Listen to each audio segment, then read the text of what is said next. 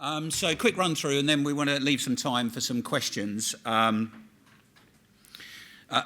buyers. And I've been in that position, so I know what buyers are about. And it's really, having been in that position, is why I started to develop G-Cloud, because it was so clear to me what we needed and what needed to be done. From every aspect, and you've heard stuff from Tony is brilliant, and other people will tell you what the good things are, and they're really good. What's fascinating to me at the moment is to watch on Twitter and in blogs and other places now the people who are really new to this environment and not knowing how it used to be. And I started this thing, followed by Denise and Tony, to make it easier for people to do it. And I watch people now with such delight, expressing such dissatisfaction with the way things are and being done, whether that's the G-Cloud process or the website or engagement generally with government. And it's fascinating because those people don't have any experience about how it used to be. So their input is so clean and exactly what Tony and the guys at GDS are looking for to make things better. So it's really good to see. So obviously there are a number of things that influence buyers and their behaviour. And we'll just touch on some of those, and then I'll talk about some of the problems with it. Obviously, there is the cloud-first policy and using G-Cloud first, and all the spend controls and the great work that Liam Maxwell and that crowd have been doing to try and drive, certainly, central government departments into the right space. Budget cuts are really important driver in all of this. But I'll come on at the end about some of the problems that creates. Some of the you can only describe as abject disbelief amongst C-level execs about exactly what can be saved here. I mean, you shouldn't underestimate that at all. It is the place to buy stuff, so they're driven in that direction. And of course, it's brilliantly fast. I mean, you guys are vendors. We don't have buyers in here at all, do we? Oh, one buyer. Okay. So you won't understand, and because you were kept out of selling to government in the main as SMEs, have we got any large, what we call SI-sized vendors in here at all? Right, so you guys know only too well the massive undertaking running a procurement with government is, and how this has been transformed that, and it has colossally transformed that. So what are they looking for? They're looking for help. This is a massive transformation that's going on here. I doubt there are many private sectors companies anywhere that will do the sort of scale of IT transformation that's going on and will need to go on in somewhere like DWP, biggest IT place in Europe, and that sort of transformation is just mind-boggling. So they definitely need help, and they need your help in doing that. Of course, they need competitive pricing. Sorry about the fact that it's all published, but that was sort of a guiding principle for me on all of that. And we've watched how that has dramatically changed the pricing that's going on and being offered. Not so much in the SME market, because they're the sort of prices that you were using before, although there's still competition there, but certainly for our large service integrators and so on, as they all said to me, you'll get nobody involved in this because at this level of pricing, nobody will be able to afford it. And of course, the 1,600 or so suppliers that are on now is testimony to the fact that they couldn't have been more wrong. And so that thing about choice and the massive choices that it's created. Yeah, sure, there's a lot of people that are not taking any business yet, and we'll talk about that. And you've already heard Tony say that you don't just put it on there and expect money to come in. That doesn't happen like that. There's still a lot of work that needed to be done to sell in those services, and actually also talk to some government departments about the sort of services you've got, because they need to be educated in this respect as well. Really, really important. and you must understand the issues that they're facing. I'm trying to express here the scale of this and how daunting this is. But we have serious issues in here. You don't know of any large organisation that has undertaken a successful transformation without seriously high-quality transformational leadership. And I would say, in the main, that's a level that's missing across most large government departments, and certainly across other aspects of the public sector as well. There's great leadership from Mike Bracken, Liam Maxwell, and Francis Maud in his part in this, with all of that. That's great. But within the departments, at permanent secretary level, you know, this sort of scale of transformation, because it's not just about IT, it's about transforming the service for all their the users, all their customers, all the public and businesses in the UK. That's just not a skill set that is around in the vast majority of permanent secretaries. So when you're in that organisation trying to make that transformation, it's really hard in an environment that isn't led by really high quality transformational leadership. So, not enough good leadership, certainly not enough good skills in this place, because an awful lot of organisations outsourced even their strategy for IT over the last 20 years. There's very, very little technical capability in that space within departments. So they've got to build that skill up. And that's going to take time, and is a combination of buying in some expertise to begin with and transforming doing great development on your own staff, because I'm sure there's lots of people within those organisations that with the right development, the right coaching and so on, can deliver what's needed to be done. So you've got to have those two things running in parallel. The organisations aren't set up to do the right thing from a user perspective. I mean, you've only got to look at some of the really great transformational services that have been done in the last few years, joining a central government department, a local authority, something in police and something in health, and a fantastic transformation that is. But our organisations are not set up to do that sort of stuff. That is difficult to do, even if it were in your organisation, let alone outside it with all the legal ramifications and cultural changes. And that cultural thing is massively important. Large government departments like dealing with large system integrators. Why? Because they both bumble along at the same sort of pace. They're all quite happy to work with each other and order a server and wait 12 weeks for a server, because they know when they look back inside their own organisation, to do anything takes weeks and months and years. A good friend of mine used to do presentations into government on things and used to describe the planning cycle that was a seasonal planning cycle. It wasn't anything to do with months, it was to do with seasons.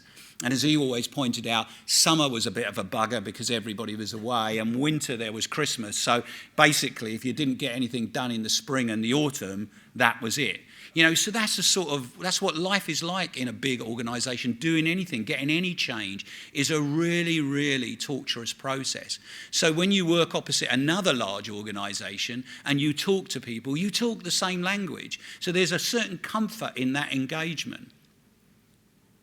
And that's probably why you've seen local authorities and other smaller organisations already doing more work with smaller companies on the outside, because there is that, natural sort of symbiosis between those similar-sized organisations. You've got to understand that you are now dealing with this monstrous thing that has, lots of hideous process and that around it. And that's where GDS could come in and try to cut through all of that and make that easier for them as well. But the cultural change in there is really, really significant, and we can't emphasise that enough. So you need a strategic approach in all of this to how you're going to do this. You need to understand the organisation. Entering something onto G Cloud will almost certainly guarantee you nothing in terms of work. You have to put your work in on top of that. You really have to think about the way it gets entered into G-Cloud. You really have to understand your market. You really have to understand how you can offer that transformational change that those people are looking for. Sitting on the inside, faced with, you know, a multitude of networks, a multitude of services, you know, even if you ignore the cultural side of it, is a really daunting place to be. And you can help in all of that. And you must help in all of that if you're going to be successful. And I would say that the organisations that have been successful have been doing those things already. So they are the things that you've got to do. And now's the time. Over the next, I guess Tony will know better, but it must now be the next sort of 5 years, there are billions of pounds worth of IT contracts coming to an end. Loads of organisations looking to transform into this new agile world, looking to develop all the services that have been, you know, pumped at them by GDS. This is the way to do this stuff, user-centric, user-focused. And by the way, starting a 2.5 year or 3 year procurement exercise before anybody can even do any work is not going to be the way to do that. The only way to do that is through you guys working in this really agile way. Don't underestimate the complexity. You work in small organisations, many of you, and if you want to make a major change to that small organisation, you will know that that is not straightforward. Then multiply that up to an organisation with tens of thousands of people working in it, under all sorts of pressure from all sorts of places for improved services. It's really tough. Now, of course, they need to bloody get on with it. You know, it is hard, and they need to get on with it. But we need to help them do that. We need to help them see how they can bite those chunks and get it done. This is not an excuse for doing nothing. There is no opportunity to do nothing. It has to come, and the pressure is going to intensify. And the sooner they get on and do it, the better. But you need to understand that's the environment that you're working in with them, and you need to take the opportunity to offer to help. That's my little stint. Hope that wasn't too long. Hand you over to Peter. Yeah. Okay, well, a bit of a difficult act to follow, Chris. Yeah, probably want the clicker as well. So as we've heard already, I've had the privilege of working with Chris, with Denise and Tony on the G-Cloud for 2 years. And during that time, I worked with a lot of buyers and a lot of suppliers, helping them really to build and shape the market. So what we wanted to do is just click forward. Hold on, is that the wrong way? That's the one, yeah. Just share a few of the insights on the sort of mindset of the buyers, really, just to sort of build on what Chris is saying. You know, having spent time as well within the buying organisations, I'm currently working in a big government department, helping with their sort of disaggregation. And as Chris said, it's massively complex. But what is happening is that everywhere I go, okay, I am sat within the sort of technology floor, but everywhere I go, I see all these teams standing up doing agile scrums, and they're talking about, oh, we can get this from G-Cloud, get that from G-Cloud. So it's really embedded into a lot of the mindset. So you've got to understand that people really want to make this G-Cloud work for them from the buy side. Oh, keep doing the wrong way. So I think we've heard from Sarah already this morning about the buying process, but just worth touching on this again, because as a supplier, you actually need to know this off by heart. You need to be able to nail this. If a buyer comes to you and you're sort of floating around, not understanding what the buying process is, and you can't help or add any value, then they're just going to move on to somebody else. So this is really important stuff. You need to understand what the principles are. You know that it's a catalogue of pre-tendered services, no long tenders, no negotiation, no long contracts, maximum 2 years, prices fixed at tender. So we've heard from Sarah that you can lower prices, but you can't put them back up again.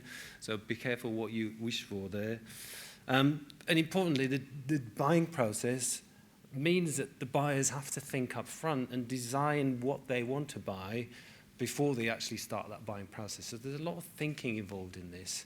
And I think from my experience and others in the room, that thinking it's a difficult challenge for a lot of buyers to do. So it's out with the old stacks of requirements that we send out and expect people to come back within 3 months. You know, the thinking piece is really fundamental, and you, the suppliers, have got a huge role to play in helping them with that thinking through the services that you put in, but through the value add that you put on top of that. So in terms of the buying process, pretty simple. We've got the digital marketplace. We've heard from Tony, this is going to be improved, it's going to expand, hopefully have more commodity services on there as soon as we can. And we've also heard from Sarah that, you know, this is about finding the right service that you think meets your needs. So you need to keep trying different search terms. Don't just do the toy thing that Sarah said this morning, but use different terms to try and find that services. And as a supplier, your job is to anticipate what your buyers are searching for. So I don't know whether we're going to start publishing some of those terms, Tony, but I think it'd be nice to see what is it that actual buyers are looking for, so that you can understand how that can be, how you can improve the way you position your services. And Dave is going to talk a bit more about that in the next slot. So you go through that, you filter, the filters are there to help to whittle that list down. There's this long listing and short listing. Yes, you may be able to buy some of those services, and I know that, you know, getting to a sort of click to buy end game is something that we'd want to get to. But again, evaluation is very important for buyers. They have to really consider what the services they're buying. Some of these are very complex. These are not just simple stuff. So they also need help, as much help as they can get, to understand how that service is going to work for them. So how do buyers buy? And importantly, why don't they buy? And I just want to talk through some points from a buying perspective. So one thing, don't always assume that buyers know everything about G-Cloud, because they don't. A lot of people don't know about G-Cloud. They may have heard of it, but they don't actually understand it. They're coming from a different procurement space. They've got different processes. And there are a lot of bad buyers out there, so it's your job to actually help make them good buyers. Tell them how to find your service. So it's important that you anticipate that you're going to deal with a lot of bad buyers. There are lots of good buyers too, but with 30,000 organizations and hundreds of thousands of people, you're going to get the whole spectrum of buyer behavior in that space. Don't assume that all buyers know what they want or need to buy. They may think they know, but it may not be the right thing. Again, it's this thinking, the design, as Chris said. A lot of departments have outsourced their strategy and design thinking. They need to bring those skills back in. They may they may not have enough skills to do that.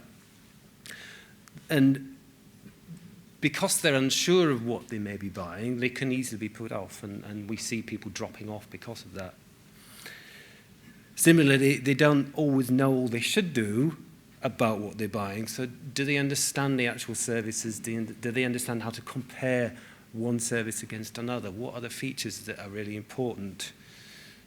And how do these services fit together? The result of that is that they could end up buying something that's not appropriate, or just, again, not buying because they just can't work out whether that works for them or not, and they just disappear. So as Chris said, transformation is massively complex. It is a journey, and they need help on that journey. What I hear from buyers, just, you know, people talking amongst themselves within the departments, is, you know, they struggle to understand quite a lot of the time whether the services that they're seeing actually are right for them. They can't work out whether that is something that meets their needs or not. And they get confused over pricing. So the pricing, making that absolutely clear, and helping them to work out that whole life cost is really important. It's not just about the per user, it's actually understanding how that fits in the sort of longer scale of things. As Chris said, we often have the organisation shaped with internal processes that were structured around these big outsourced contracts. Which means that there's a sort of firewall of process and inertia that you can hit as a supplier coming into that. They're not agile, and some of the sales data might suggest that Where others tread, others follow. I wouldn't know whether that's true or not, but there is this sense of buyers being risk averse and seeing what other people are doing and say, well, if it's good enough for them, it'll be good enough for me. So there is all this sort of behaviour. And again, if you look at the top 20, you'll probably see that there are some of the old faces in there, which still means that relationships still count. This is, as we've heard already, being on G-Cloud doesn't guarantee you any business. You need to still think about relationships. So the key question is, how can you make it easier for buyers to buy your services? Really, that's what we're all about, isn't it? And do you understand what they expect of you?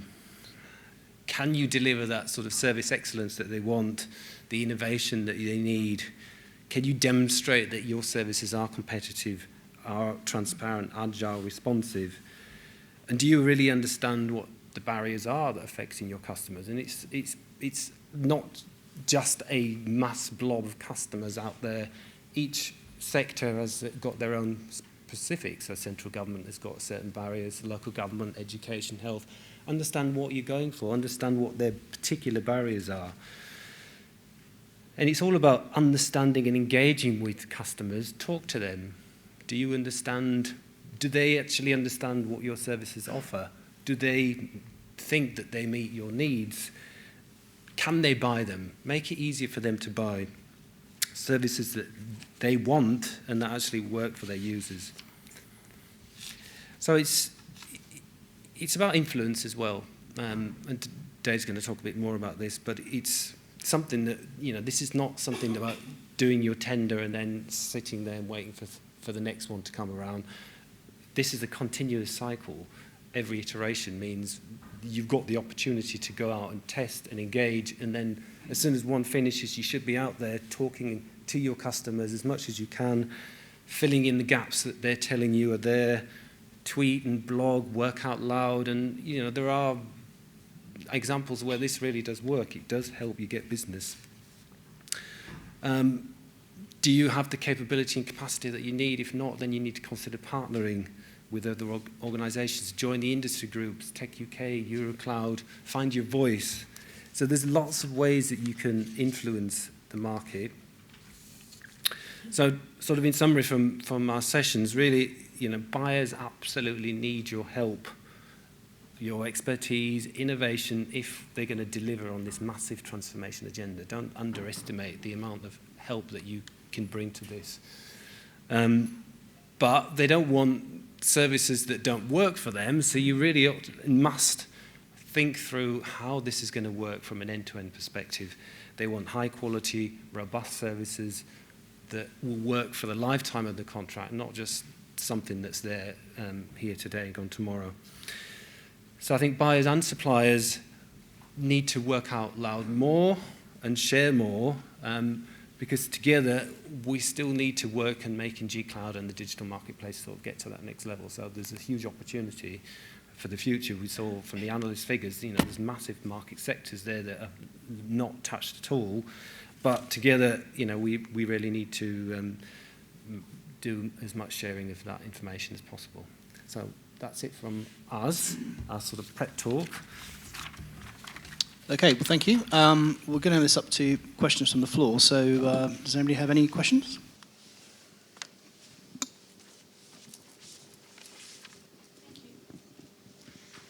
Peter, I hope I can take the process down to a little bit lower level of granularity than you've covered there. I understand there was a new buyer's guide issued in November, which outlines the fact that when customers have shortlisted to, say, 5 suppliers, they can't issue an ITT to drive out the final supplier. So what is the mechanism for them moving from 5 suppliers to the specific one that they wish to purchase off, please? Well, it's a good question. We've helped hundreds of buyers with this. So what you need to do is you need to build your evaluation model. So there's nothing mysterious about this. You need to understand what type of service you buy and what capabilities you want, whether you're able to do that on a lowest price evaluation, or if not, because there are too many other considerations. You need to then do what we call this MEAT evaluation, so most economically advantageous tender. The process provides the 4 categories that you need to build your evaluation model. You can score those as you like and see fit, but you have to stay within those 4 groupings. And then what we would recommend is you make that a collaborative effort within your organisation with the commercial team, the IT, the business, and then you look at your 5 and say, well, how do they score against those 4 groupings? And on the back of that, you should hopefully have one that actually you say, well, this is the best fit for my needs, and actually I can demonstrate that it's probably the best value as well. You may not always go for the cheapest or the best quality, depending on how you weight that. Any more?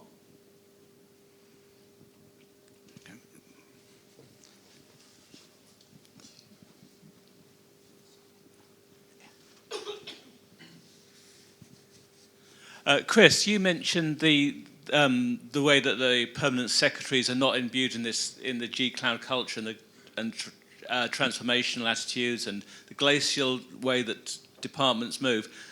That's not going to change any time now or any time in the near future. What else can the vendors do to actually get around this roadblock? Well, I wouldn't be too pessimistic about that.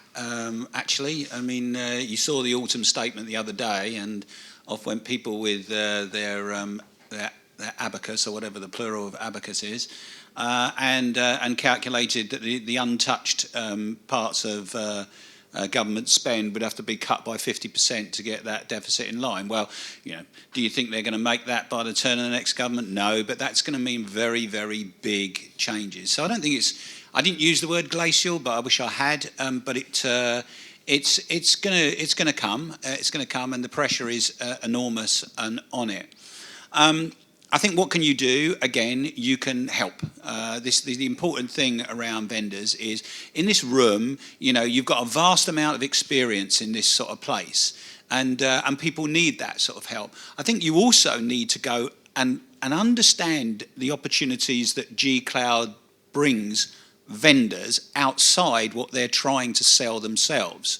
So when you see an organisation that is short in one particular area, and the classic sort of example always was somebody with a SaaS product going and finding somebody with an IaaS product to partner with to put together a package that worked really well for the buyer, to make it easy for the buyer to do that. Not leaving a buyer saying, oh yes, look, I've got this great SaaS package, now I have to go off and find somewhere to host that. You can wrap it all up, but not necessarily that close. You need to know G-Cloud well enough to know there are organisations within the G-Cloud family that are able to plug the holes and the gaps that are slowing up the adoption process, or slowing it in your terms.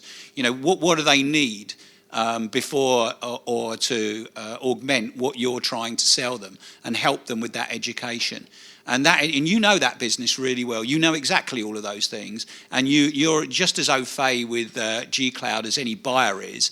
And you can be better in terms of the things that you directly see during your engagement with your potential buyer to help them through that. Any more on the floor? Can I ask, you talked about sort of the different types of sector out there and some of the untapped ones, and obviously we talked about local government earlier on. Looking at the number of SMEs who are perhaps engaging with government for perhaps the first time as a result of the framework, is it a good idea for an SME to say, I'm just going to tackle the local government market, or I'm just going to tackle the health sector, and actually begin to understand the characteristics of that local government buyer as opposed to, for example, a central government one? Well, I think yes is a clear answer, and there are many SMEs that do that already. So there are many SMEs or companies that are exclusively or mainly in local authorities. So I think what we try and help suppliers see is, well, you've got a vast spectrum of buyers out there. If you're going to improve your chances and you're a small company, understand where you're going to target, which sector, what products, who's your buyer.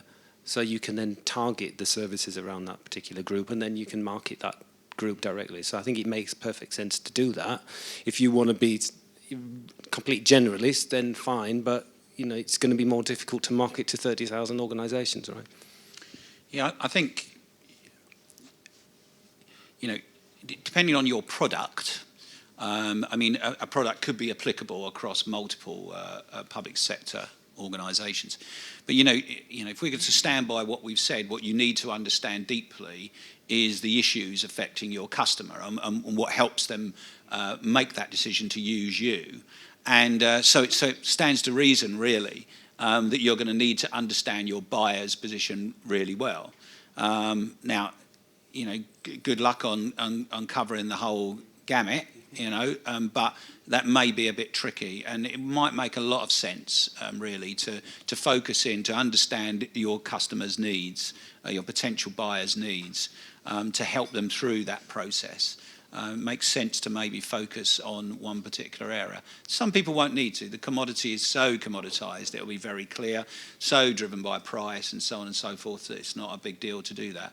But outside of that, where you've got your potential buyer community having difficulties, let's be honest, in what they're trying to do, and those difficulties are getting in the way of making a purchase from you, then it would make sense to understand their position a little bit better.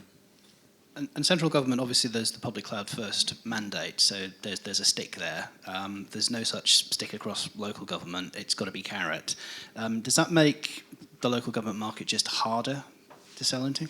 Well, actually, Denise brilliantly got that through, and it wasn't something I particularly went for. My view was that if the product is right, then you won't need that stick in place, But what there is that education and that cultural change that's got to take place before you can just do that. So the sort of the stick of the G Cloud First sort of piece, I think, is another tool in the armory to just push that whole thing along a bit. I think the work that Liam and the gang are doing around understanding the purchasing that's going to take place over the coming years with these contracts is much tighter, because those boys have certainly gone in and stirred it up in individual departments where they thought it was necessary. Okay, any more questions? Ronald?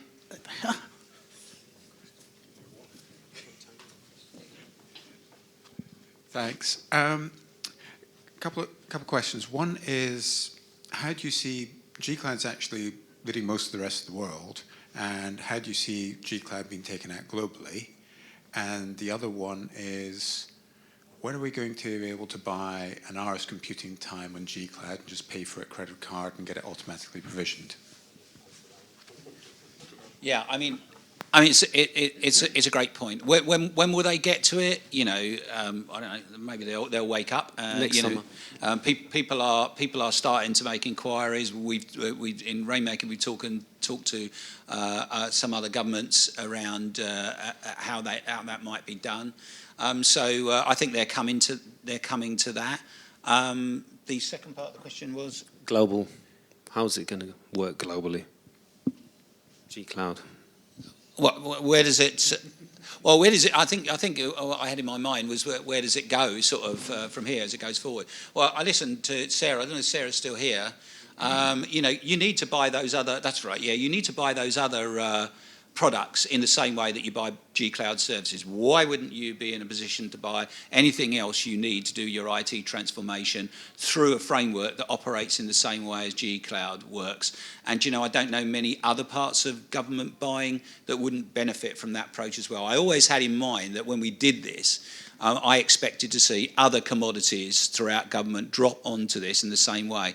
But let me tell you, honestly, leadership in Crown Commercial Services, success has been judged in their lifetime for getting 10% off the price, and trying to help them through understanding that you only want to pay 10% and get 90% off the price is a bit of a challenge. So it's got some way to go.